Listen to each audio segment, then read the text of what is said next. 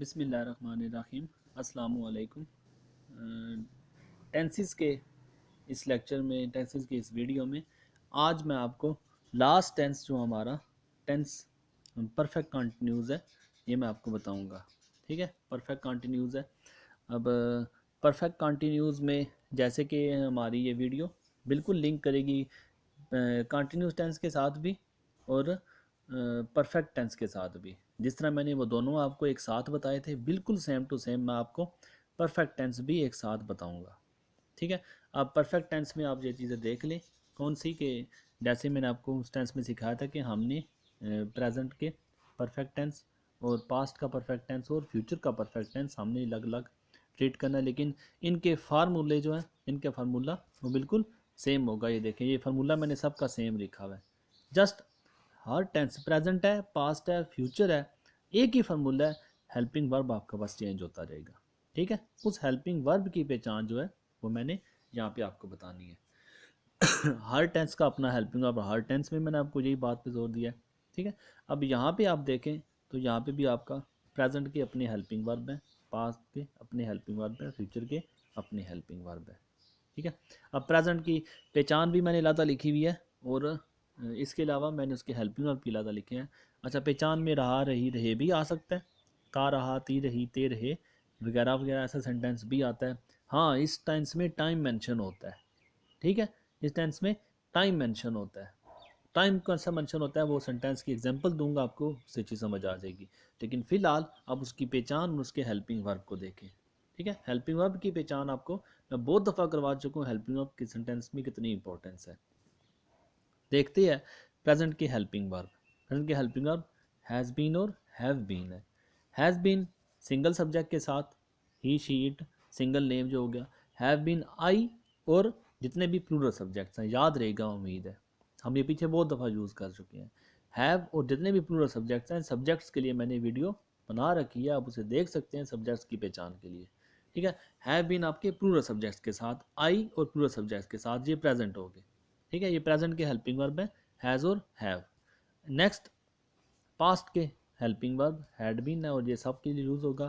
Future के helping verb shall have been और will have been है और ये किसके साथ, आई वी के साथ शैल हैव बीन और जितने बाकी सब्जेक्ट्स हैं उनके साथ विल हैव बीन। अगर आप पिछले टेंसेस सीख चुके हैं, अगर आप पिछले टेंसेस सुन चुके हैं, उम्मीद है मुझे इसकी डिटेल में जाने की ज़रूरत नहीं है। आप लोग उसको देखा देखिए, आप इसमें आसानी से समझ सकते हैं मैं क्या कहना चाह रहा हूँ या मेरी वीडियो में मकसद क्या है। मैं डिटेल से कोई भी चीज़ नहीं बता रहा क्योंकि मैं पिछली बातों में काफ़ी डिटेल से बता चुका हूँ हर एक चीज़। अच्छा, ये थे हमारे हेल्पिंग वर्ब और इसके साथ साथ हमने पहचान बताई है, किसकी पहचान कैसे करनी है। ठीक है, रहा, रही, रे, रहा था, रही थी, रहे थे, या रहता, रहाती, रही थी, रहे, रहा होगा, रही होगी, रहे होंगे और ता रहा होगा, ती रहेगी वगैरह वगैरह। ये सारी उर्दू की पहचान है। और याद रखना, बार बार एक ही बात कर रहा हूँ, परफेक्ट टेंस में प्रेजेंट की हेल्पिंग वर्ब याद रखनी है, पास्ट की हेल्पिंग वर्ब याद रखनी है, फ्यूचर की हेल्पिंग वर्ब याद रखनी है। अगर सेंटेंस प्रेजेंट का होगा, देखें आप, अगर सेंटेंस प्रेजेंट का होगा, ये सेंटेंस प्रेजेंट का होगा तो हमने प्रेजेंट की हेल्पिंग वर्ब लगानी है। पास्ट का होगा तो पास्ट की हेल्पिंग लगानी है। फ्यूचर का होगा तो फ्यूचर की हेल्पिंग वर्ब लगानी है। इसकी एग्जांपल आप इधर से देख सकते हैं। अब ये देखें, अगर फर्स्ट सेंटेंस है, ये किसका है, रहा होगा, खेलता रहा होगा, तो ये आपको पता है रहा होगा, रही होगी, ये फ्यूचर में आ रहा है। रहा है, खेलता रहा है, प्रेजेंट में है। देख रहा था, आप ये देखें, देख रहा था, ये देखें, देख रहा था, ये पास्ट में। हमने उर्दू को देखे, जो अगर प्रेजेंट का है तो प्रेजेंट का लगाओ, पास्ट है तो पास्ट का लगाओ, फ्यूचर है तो फ्यूचर का हेल्पिंग वर्ब लगाओ। ठीक है, अब ये हमारे हेल्पिंग वर्ब, इसमें आपको सिर्फ और सिर्फ अभी इस पेज पे मैं आपको इतना बताऊंगा, इसके आपने दो चीज़ें याद रखनी है। कौन सी, प्रेजेंट की उर्दू कौन सी है और प्रेजेंट की हेल्पिंग वर्ब कौन से है। पास्ट की उर्दू कौन सी है, पास्ट की हेल्पिंग वर्ब कौन सी है। फ्यूचर की उर्दू कौन सी है, फ्यूचर की हेल्पिंग वर्ब कौन सी है। इतनी बात करने के बाद नेक्स्ट पे चलूँ तो सिंस और फार आप देख सकते हैं, मैंने इसे पर्पल के साथ हाईलाइट किया हुआ है।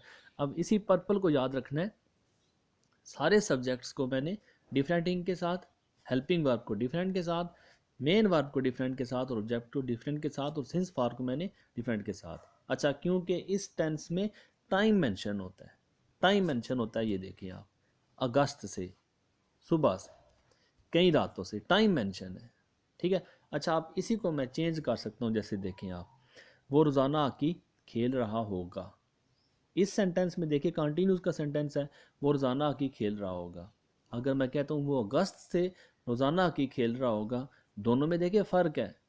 बच्चा रो रहा है और बच्चा सुबह से रो रहा है, दोनों सेंटेंस में फ़र्क है, दोनों कंटिन्यूस के हैं। लेकिन बच्चा रो रहा है ये जस्ट कंटिन्यूस है। लेकिन जब मैं कहूँगा बच्चा सुबह से रो रहा है, बच्चा 2 घंटे से रो रहा है, बच्चा बच्चा कई हफ्तों से रो रहा है, तब देखें मैंने उसमें टाइम मेंशन किया, अगस्त से, सुबह से, कई हफ्तों से, कई रातों से, ये मेरा टाइम है। इस टेंस में टाइम मेंशन होता है, इस टेंस में टाइम मेंशन है, टाइम की वजह से हम उसे सिंस और फार का यूज़ करते हैं। अब किस जगह पे सिंस का यूज़ करना है, किस जगह पे फार का यूज़ करना है, उसकी डिटेल मैं आपको यहाँ पे बताऊँगा। अच्छा, सिंस का यूज़ मैंने कोई इसमें नहीं बताया कि मॉर्निंग के साथ, इवनिंग के साथ, या आप क्लॉक टाइम के साथ वगैरह वगैरह। आप एक पॉइंट को समझिए, एक नुक्ते को समझिए, आप सिंस और फार के यूज़ में कभी भी नहीं झिझकोगे। कौन सा सिंस और फार का यूज़ है? अच्छा देखें, सिंस के मैंने लिखा है क्या, स्टार्टिंग टाइम, और फार पीरियड ऑफ टाइम। दो बातें आप जहन में रख लें। स्टार्टिंग टाइम, आप देखें सिंस में आपको पॉइंट मिलेगा, एक पॉइंट मिलेगा कि काम का आगाज़ यहाँ से हुआ है, ये आपके पास एक पॉइंट आ गया। जैसे देखें पॉइंट ऑफ टाइम, मैंने स्टार्टिंग टाइम बता दिया किसमें, सुबह से, ठीक है। अब मैंने एक स्टार्ट टाइम बता दिया 15 मार्च से, एक स्टार्ट टाइम बता दिया क्या, कि मैंने बताया 8 बजे से, एक स्टार्ट टाइम बता दिया मैंने आपको। जैसे देखें किसान सुबह से खेतों में हल चला रहा है, एक स्टार्टिंग टाइम बताया मैंने सुबह से। लेकिन जो फार का यूज़ होता है उसमें पीरियड बताया जाता है, कितना टाइम हो गया है। जैसे देखें किसान 2 घंटों से, किसान पिछले 4 हफ्तों से, अगर आप देखें ना, अगर आप समझे ना, तो इसमें देखें जो 4 है वो आपके पास एक पीरियड आ रहा है, कितना टाइम हो गया उसे, 4 हो गया, ठीक है। या किसान पिछले कई हफ्तों से, किसान पिछले 10 सालों से, किसान पिछले 12 महीनों से, इस सब में आपको एक पीरियड शो किया जा रहा है, पीरियड शो किया जा रहा है क्या, कि पिछले 4 महीनों से, 10 महीनों से, 15 महीनों से एक पीरियड है। लेकिन अगर मैं कहूँ कि मैं 2000 से, मैं 2000, ऐसे देखें मैं क्या कर रहा हूँ, मैं 2015 से, 2015 से मैं अंग्रेज़ी पढ़ा रहा हूँ, 2015 से, 2013 से, 2012 से। अब इसमें देखें, अगर मैं कहूँ कि मैं 6 सालों से अंग्रेज़ी पढ़ा रहा हूँ, मैं 8 सालों से अंग्रेज़ी पढ़ा रहा हूँ, अब इसमें देखें ये 8 और 2015 में आपको एक फ़र्क नज़र आएगा। अब देखिए 2015 से अंग्रेज़ी पढ़ा रहा हूँ, मैंने एक स्टार्टिंग टाइम आपको बताया, मैं अगस्त से अंग्रेज़ी पढ़ा रहा हूँ, मैं जनवरी से, मैं 15 मार्च से अंग्रेज़ी पढ़ा रहा हूँ, एक स्टार्टिंग टाइम बता रहा हूँ। यहाँ पे मैं 8 घंटों से अंग्रेज़ी पढ़ा रहा हूँ। अब यहाँ पे मैंने आपको कोई स्टार्टिंग टाइम नहीं बताया, मैंने आपको कोई टाइम नहीं बताया, मैंने टोटल पीरियड बताया, मेरा कितना पीरियड हो गया पढ़ाते हुए। उम्मीद है जो मैं कहना चाह रहा हूँ आपको मेरी बात समझ आ रही होगी। फार में आपके पास क्या होता है, फार में आपके पास टोटल पीरियड आता है, स्टार्टिंग टाइम नहीं आता। अच्छा आप देखें, मैं कई हफ्तों से, क्या इसमें स्टार्ट में बताया गया कितना टाइम हो गया, कई हफ्ते हो गए हैं, पीरियड मेरे कई हफ्तों का पीरियड हो गया है।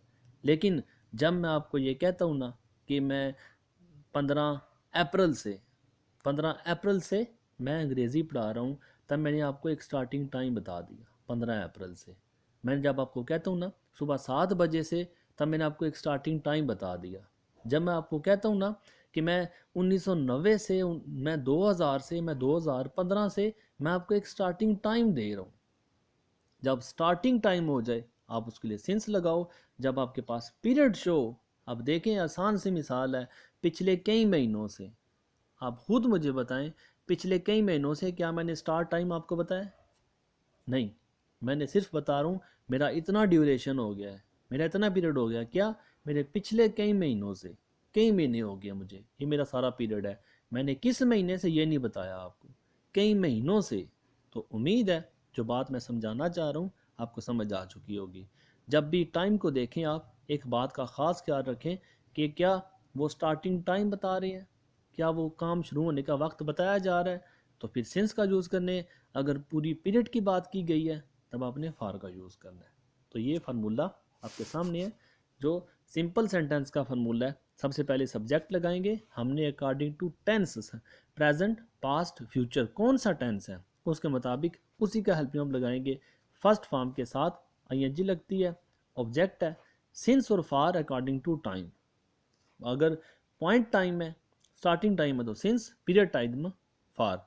इसके लास्ट में आपने कौन सा टाइम मेंशन किया वो बता देंगे। चलिए मैं इसको एग्जांपल्स में दिखाता हूँ। चलिए अब ये मेरे पास आ गई, वो अगस्त से रोज़ाना हॉकी खेलता रहा होगा।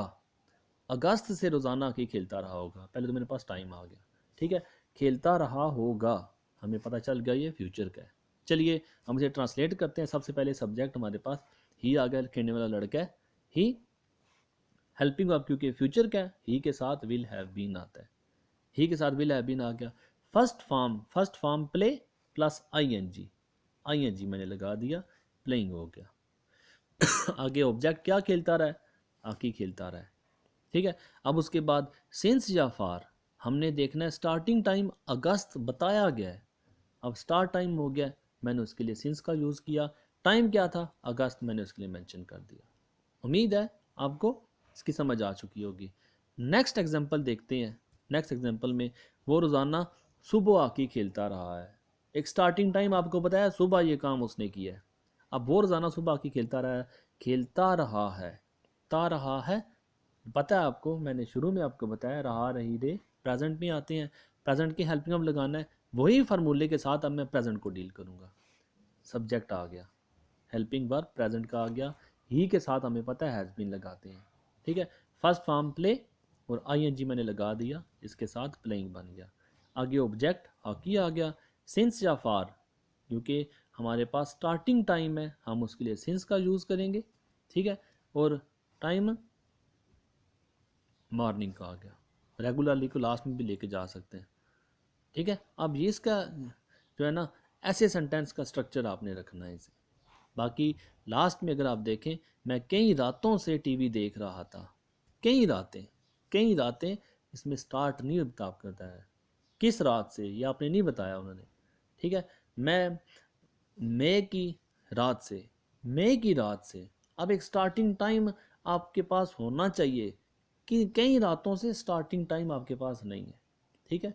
अब स्टार्टिंग टाइम होगा आप सेंस लगाओगे, अगर मुद्दत होगी पूरी आपकी आप उसमें फार का यूज़ करोगे।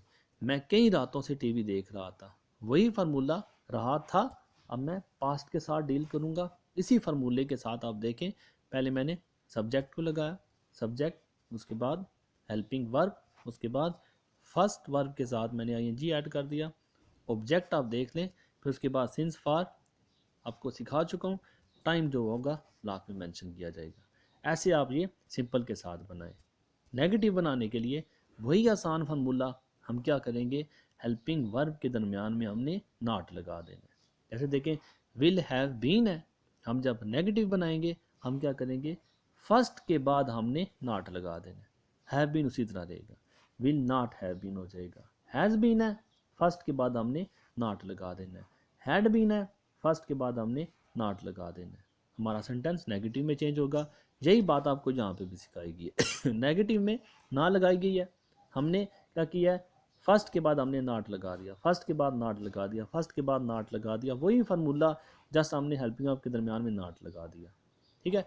अब उसी तरह हमने सवाल चेंज करना है, हम क्या करेंगे ये देखें, सिंपल में अगर सवाल में चेंज करना है, फर्स्ट वाले को शुरू में ले जाएं, फर्स्ट वाले को शुरू में ले जाएं, फर्स्ट वाले को शुरू में ले गया। आप सेंटेंस आप खुद भी पढ़ सकते हैं, फर्स्ट वाला शुरू में गया, will he have been playing hockey, बाकी सारा वही है।